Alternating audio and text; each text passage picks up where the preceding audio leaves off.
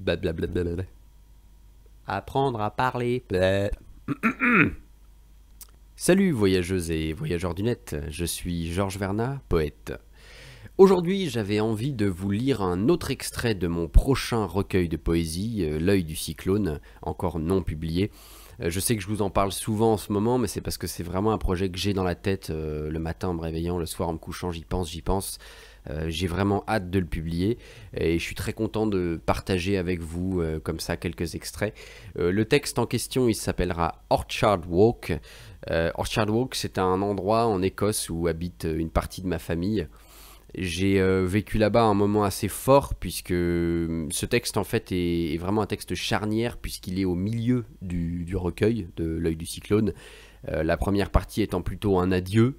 Ce texte-là est un peu le pivot au milieu du livre où j'ai une conversation assez forte avec une de mes sœurs et qui m'a fait du bien, qui m'a un peu libéré aussi.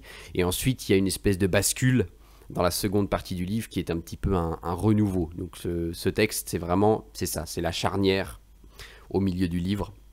Le basculement vers quelque chose de plus positif dans ma vie. Mais ça, ce sera juste après l'annonce que je voulais vous faire d'abord, c'est que d'entre vous, celles et ceux d'entre vous qui suivent régulièrement mes activités, sans doute peut-être, on était en début de mois, il y a donc eu l'épisode numéro 5 de mon émission de radio Coup de foudre. Alors, pour ceux qui ne connaissent pas Coup de foudre, c'est une émission de radio que j'ai montée fin de l'année dernière, en octobre 2021. Et c'est un concept relativement simple où en fait j'invite quelqu'un à venir me parler de sa passion. Donc je l'interviewe pendant une vingtaine de minutes et ensuite on a des chroniques, etc. Bon. Et la dernière émission était passionnante puisqu'on a reçu Patrice Blanc, qui est donc artiste maître luthier à Nantes. Depuis 40 ans, il pratique la lutherie. Il a eu son premier atelier en 1982. Aujourd'hui, en 2022, il pratique toujours ce métier avec passion. Voilà, il nous a parlé de patience, il nous a parlé du bois, il nous a parlé du son, il nous a parlé de son amour du détail. C'est, je trouve, passionnant d'écouter quelqu'un qui fait depuis 40 ans le même métier, en parler toujours avec autant d'enthousiasme. À côté de ça, vous avez aussi les chroniqueuses et chroniqueurs habituels, donc Roma avec sa chronique Polar qui cette fois nous a parlé de L'homme au cercle bleu de Fred Vargas, Brian avec la chronique Globetrotter qui lui nous a emmené à Amorgos qui est une île dans les Cyclades, donc une île grecque. On a aussi parlé d'Orelsan, on a parlé de Hector de Saint-Denis Garneau, un poète canadien, bon, beaucoup de choses, beaucoup de très bonnes choses, et puis musicalement aussi, vous verrez, il y a pas mal de bonnes choses. On a passé du Tom Waits, moi j'ai passé un morceau de Mary Spender, qui est une youtubeuse que j'aime beaucoup. Vous allez voir, c'est très riche, on voit pas l'heure passer, moins d'une heure d'ailleurs cette émission-là, on a eu des petits soucis techniques, donc elle dure que 50 minutes, mais vous verrez pas ces 50 minutes passer. Et tous les podcasts seront dans la description, juste en dessous de la vidéo, accessibles à portée de clic. Et sur ces bonnes paroles, je vous laisse en compagnie de moi-même, hein, puisque c'est moi qui lis, avec ma lecture du texte Orchard Walk, extrait de mon prochain recueil de poésie, L'œil du cyclone. Et je vous dis à très vite pour d'autres aventures poétiques. Salut.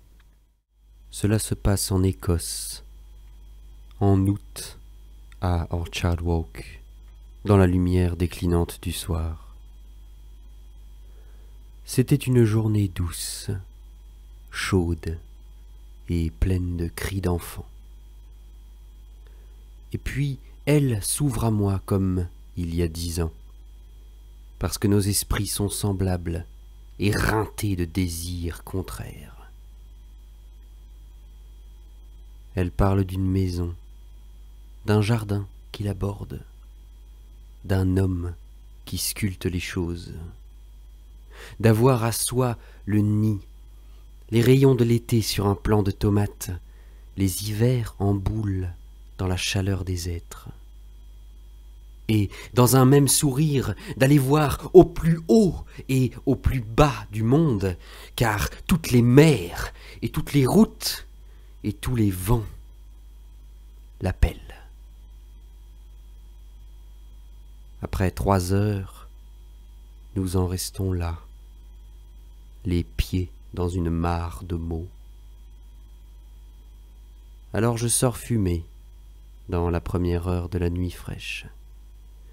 Les dalles de la terrasse luisent de la bave des limaces amoureuses. La bulle du ciel menace de crever sous l'aiguille d'un banc de mouettes hurleuses. J'ai sous mes yeux fermés la nuque et l'odeur d'une fille que j'aimais. Voici revenue la vieille souffrance. Et puis, quitter le vent du soir, remettre les pieds dans ce salon humide de regrets et de rêves. Tout fut dit en Écosse ce soir d'août à Orchard Walk. Rien n'a changé. Va donc dormir.